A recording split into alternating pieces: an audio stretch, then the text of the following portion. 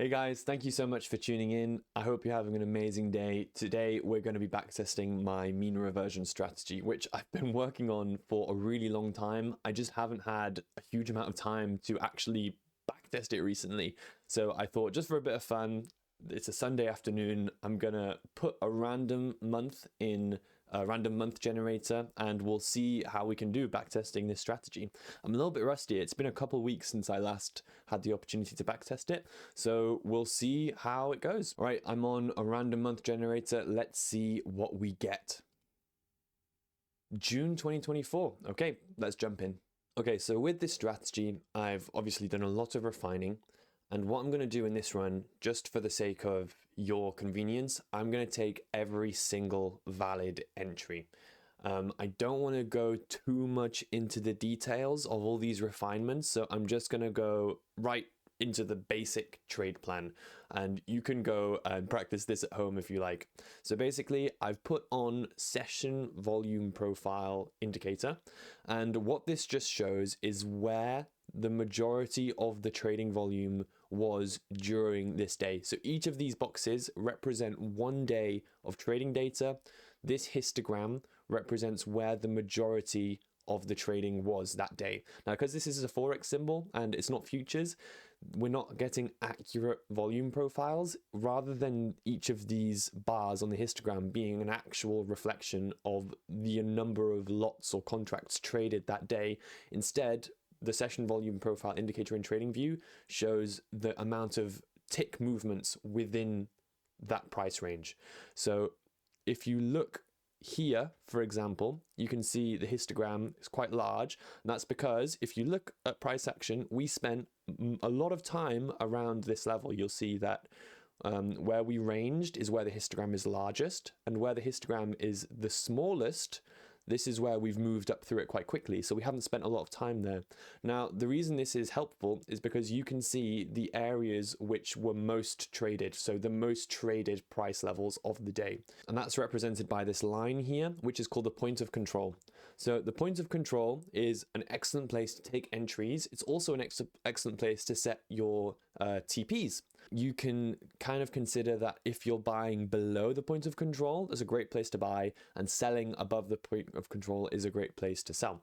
Now, obviously, this works best in range-bound markets, which is why it's particularly good on Forex, which is not a trending instrument if you compare it with indices, and especially on Forex during the last 12 16 months, where my trending trade strategy hasn't been performing as well as it has in the past. So that's why I've been looking at these kind of range bound entries and something a little bit more sophisticated than just a sweep. So we'll just get started and I'll describe the entry as we go along. So I'm not really using the point of control too heavily, but I am using the value area, and that is this area in white. And this is where 70% of the trading volume was during the day, and the darker gray area of the histogram is where the remaining 30% was.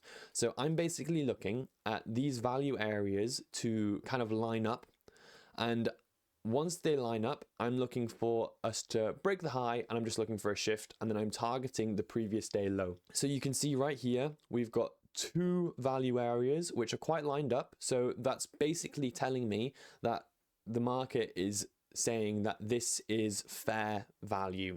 So when you have these two point of controls or two value areas lining up, the market is basically saying we've spent a lot of time here. This is considered fair value. So I'm looking for price to leave fair value, whether that's breaking the high or breaking the low. And then I'm just going to target the previous day high or the previous day low. So yeah, we've got these two value areas now. I'm waiting for this day to close before I take any entry. We're on the next day now, and for the sake of ease, I will draw on, here is the previous day high. Let's make this a bit clearer. We'll make it a straight line. We'll make it blue. We'll do this. There you go. And then the other one is over here. So basically, between these two blue lines, we've spent 2 days just ranging within this value area. So I'm looking for price to now break the high. Yeah, okay, so we've broken the high, broken it quite a lot. If we get a shift down now, I'll take a sell. I'd say that's a pretty reasonable shift. Now, the way that I'm taking this entry is, I'll remove these lines now. I'm setting a short right here, just a market execution, and I'll set my stop loss 2 pips above the previous high, up to 20 pips. So 20 pips is the maximum. So in this case, it's a 14.3 stop. I will set my stop at 16.3 pips, and then I will set my TP at the previous day low. So this is a 2.65 risk reward. Let's see. We often get quite a quick reaction when we break above these value areas. Coming back to the entry, and okay, looks like news ended up taking us to TP. So there's the first trade. I'll write that down so when we review this at the end, 2.65% win. Cool. I'll change the color of this. Let's continue. So obviously this value area is just absolutely massive because we've had this news candle, so I'm not putting too much weight on it. You can see we've got another 2 value areas which are lining up now. So the price is saying, yep, this is fair price, but it looks like we've actually opened the next day outside of this value area. So in this situation, what I look for price to return to the value area, and then I'm looking for a break and retrace outside of that and looking for that kind of sweep entry.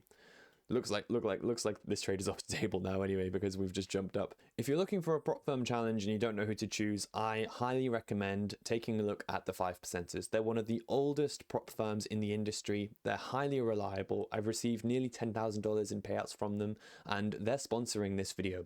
So I'll leave a link to Fivers down below. And let's get back to the backtesting. So we've potentially got an entry here. I don't think I like it very much though. So basically we've got these 2 value areas. We've got this one here and this one here, but I wouldn't say that they're really overlapping personally. But for the sake of just giving you an example, we'll indulge this trade. So I'll put the highest value area line is there, and the lowest value area line is not this one. You can see the second day value area is lower, so we put it there like that.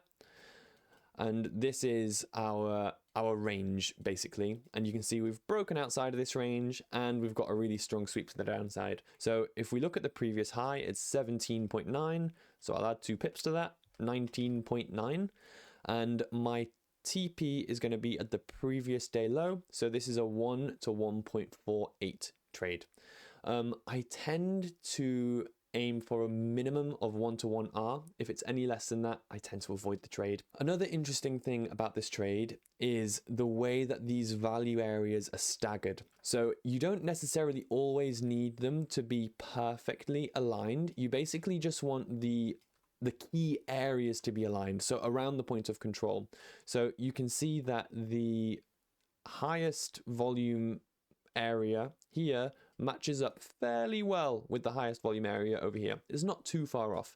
And as well, you can see that despite not being within the 70% value area, we've got a little peak here as well. So you can see that we actually had quite a bit of volume traded here. So this helps. You know, I'm not just focused on the value area. I am focused on where we're getting a lot of volume traded, because that's kind of considered fair price if we spend a lot of time there. But what I wanted to say about this was that when you have 2 value areas which are kind of staggered like this, so we're moving down, taking shorts in that situation is excellent, at least in my backtesting. So I've set my entry here, got quite a big stop loss. Let's see what happens. I don't think, yeah, doesn't work out. So we'll put that down here as a 1% loss. Okay, so we have another 2 value areas lining up here with this Friday value area and this Monday value area. You can see the points of control are quite close too, so that's great. So we've got 2 stacked value areas. Let's see if we can break this high over here or this value area low over here. So we've opened the 3rd day inside of this range, so that's great. So now really easy, we're just looking for a break and a shift. So that's not really showing a shift. Let's see if we get it on the second candle. Okay, at this point, we're starting to show a bit of momentum back into the range. So let's set our stop loss 11.2, and the previous day low is all the way down here. So this is a bit of a bigger trade. It's 3.35%. Sometimes if the risk reward is like 10R and it's just completely unachievable, what I'll do instead is I'll target the point of control. In this case, it's not too bad, it's a 3R, but just as a reference, sometimes if it's like way down here, the previous day low, because maybe we've had a bit of volatility, I'll just target the point of control wherever that may be. So let's continue. You so often get an immediate reaction with this entry. It's really satisfying. I find it a bit more precise than a sweep. The win rate's between 60 and 70%, depending on the year you're trading. Okay, so in this case, we've had a loss, but it was looking good for a while. So this is another 1% loss. So now we are plus 0.65% for the month. You know what? We've arguably got 5 stacked value areas because there's these ones out here as well. So if I draw this on, the highest value area is over here and the lowest value area is over here, I believe. So you can see how price has just been moving completely straight within this range. We've got a lot of points of controls lining up and we're also kind of staggered. So you can see how the value areas are, even though they're overlapping, they're kind of moving down like this, if that makes sense, which is a very good sign. If you can't visualize this, you can just look at the point of control. You can see how it's kind of stepping like that, moving down. So yeah, looks like we've broken out of this range and we haven't really seen a proper shift yet. We're definitely seeing a slowdown though. Perfect. I think that's good enough, to be honest. I think that's showing a shift. So let's see, we'll do 2 pips above, 15.1. The previous day low is here. So this is a 1 to 2.68 risk reward. Again, immediate reaction, such a clean entry. Going back to break even and okay, perfect. I kind of went a bit quick there. There's probably some other entries in here, but yeah, there's a 2.68% win, which is funny because we had a 2.65% win at the beginning. God, this is getting messy. Normally I hide my risk reward tools. Let me hide these just temporarily, just to make this a little bit more easy to see what we're doing. So I'd say we still have a lot of value areas kind of lining up here, and we've just broken out again. I'm a bit late to this entry, but I'd say we're seeing a shift here, and I'd be happy to enter there. So let me just draw this on so you can see. So we had this value area high over here, didn't we? And then the value area low, where's the lowest value area? This is huge. The more value areas you have stacked up, the more high probability it's going to be that we kind of get that sweep and move to the other side of the range. So yeah, in this case, we've broken outside of all of these stacked value areas. So how many days? 1, 2, 3, 4, 5, 6, 7. So for a week and the weekend, so over the course of 9 days, the market has moved inside of this range and it's basically been settled. Yes, the fair value of AUD USD is between 0.66753 and 0.6642. But we've had this spike out now. Now, what's very likely to happen is for us to move back towards fair value because that's kind of where the market's most comfortable. Now, for the sake of backtesting, because if I was in the live market and I was late, I'd enter down here, but for the sake of our data collection, I will enter at this worst price. This is where the original entry would have been. So the previous day high is way up here. So that's a 1 to 2.45. So let's see if we can get that. Again, very quick reaction. You're either tagged out or the market just moves in your direction. The average trade duration is not very long. So another win. That's great. You can see the higher win rate. It's much nicer than the trending entry I'm used to. So this is a 1 to 2.45 win. So I'd say that all of these previous value areas that we've got aren't super relevant anymore because sure, although the 70% here aligns with all of these point of controls, this is where the majority of the volume is traded. So I'm not just looking at the massive value area here and looking for something to match up on the other side. I am focused on where these peaks and troughs are. And you can see at the moment we've got a lot of price traded in this kind of area. So I'll be looking for a sweep of this high right here. or this low over here. You have to wait for the day to close to make sure that you're getting an accurate value area and point of control. So we're inside of this right now. Let's see if we can get any kind of shift. Okay, I guess that's good enough. Let's enter, okay, let's enter here. We'll do 1.6, okay, 16.8. And the previous day high is way up here. So that's a 1 to 2.38. This is looking good. It's a bit hard. Okay, this one was not moving straight up. It was kind of correctively moving towards our TP. But yeah, that's great. A 1 to 2.38% win. Oh, I tell you what, we're in July now. This doesn't even count. Okay, it looks like I was a bit keen. I actually went and started going in July as well. So I guess we won't count this towards our June backtesting. Yeah, so I guess we completed the month. Let's see how much we made. So we've got a 2.65, -1, -1. Okay, 2.65, -1, -1, plus 2.68, plus 2.45. So that is a 5.78% month. So that's great. Considering we just randomly chose this month and it's a 6% winning month, I mean, that's excellent. Now, I don't think every month is going to be this good. It tends to make around 2% per month, which is exactly what you want. You know, my trending strategy, it probably earns around 2 or 3% per month as well, but that's averaged out. It's actually more realistically going to be like 20% one month and then 8 consecutive losing months or break-even months. At least in recent times. In the past, it was a bit steadier. But yeah, this is exactly why I've been working on this strategy. It's because I really wanted something which was a bit more steadier, a bit more consistent, because although overall it makes me less profit, the higher win rate and the smaller wins, it means that I can compound my account faster than if I have one big trade and then lots of losses or break-even trades. And not only that, so the fact that this strategy is able to compound a lot better on a personal account, but it's also significantly better for prop firm accounts because you're going to be getting payouts a lot more frequently rather than getting one big payout per year like I would with my previous strategy. With this strategy, I can potentially get a payout every quarter, you know? And this 5.78%, you know, we had 2.38 on the second day of July as well. So if I counted that, there's 8%, but like we're not counting that. In June, we made 5.78%.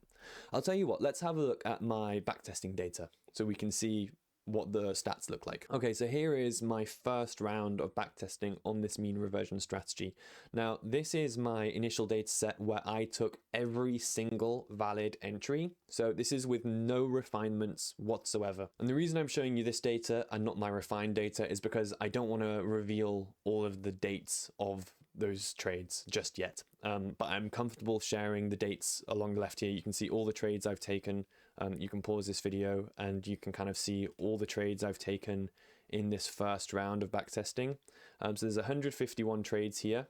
And I think once I've done all the refining, there's closer to 80 to 90 trades. So I was able to eliminate a lot of trades here and improve the win rate quite a lot as well, which is the primary focus of this strategy. It's about having a high win rate, a low risk reward.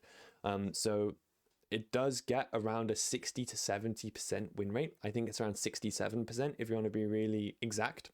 And the average risk reward is around 2 to 3R. I don't have the exact number for that, I'm afraid. And you can see that reflected in the equity curve here. You can see it's a very nice, very smooth return. And this is, remember, on one trading symbol. So if you introduce EU, if you introduce GU, these other high liquidity, more range-bound symbols, you could potentially take this from a 2% per month strategy to a 3% or 4% per month strategy, obviously with the added risk of larger drawdowns. So you can also just trade AU and keep really minimal drawdown and you know, just get a steady 2% per month, which is what I may end up doing, just trading the one symbol. It's really nice and simple. One symbol, nice and simple. So you can see the equity curve is beautiful. That's just what you want. And we also have a really high trade frequency, which is nice. You can see we're getting several trades per month. 2025 is a bit spotty. I've not really done a lot of backtesting because I think when I was first working on this, I just backtested up to 2024, and then I stopped and I started working on my second round and third round of data refinement there. And you can see if you look at the return, it's quite steady. Occasionally you have a huge month where price has just been ranging very steadily. Where was the month that we did? June 2024. So June 2024, about 6%. So that's about, I think we got exactly the same just when we did it then. So that's great. So we did one of these months, but you can see there's several months where it performs pretty well. 2024, obviously a very range bound year where my trending strategy actually stopped working. And you can see how if I were trading this alongside it, it really would have been excellent for hedging against my trending strategy, which is one of the other reasons I wanted this strategy, not just for having something which compounds, has high trade frequency, low risk reward, high win rate, but also something that I can use to hedge against when the markets are not trending and my trending strategy isn't working.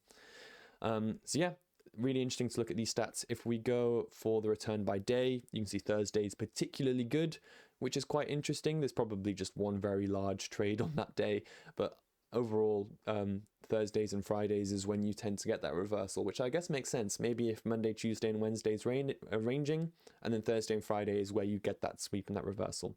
If we look at the return by time, this is particularly interesting. So you can see New York Open.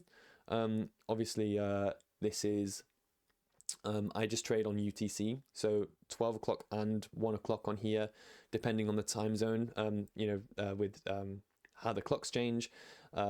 This is around New York Open, and this is around Asian Market Open, I believe. So you can see this being AU makes a lot of sense. New York Open and Asian Session makes perfect sense why those are the biggest trading hours. So yeah, the stats that I've got in this table, I've got the date, I've got the day, the time, return, but I've also got the direction. So you can see one of the first refinements I did was I just removed all of the trades which were against the larger trend. So I wanted the trade to be either coming from a range which is just sideways, or where we have price kind of stepping, which is what I've got described here actually on the next one. So I've got the number of value areas which are aligned, and the alignment itself. So whether the value areas are just moving flat, or whether the value areas are kind of staggered and they're stepping like I described. I've also been tracking the point of control alignment. So whether all the point of controls line up or whether they're stepping as well. Chaotic just means where you have a point of control way up here, down here, way up here. So that's a refinement as well. Something I didn't discuss is when you have a naked point of control. So that's where you have a point of control which hasn't been reached yet. That tends to be a pretty good magnet and price tends to move towards it. So there you go. I hope you enjoyed this Sunday afternoon backtesting session and have a great week ahead. I'll see you in 2 weeks with another YouTube video. Bye bye.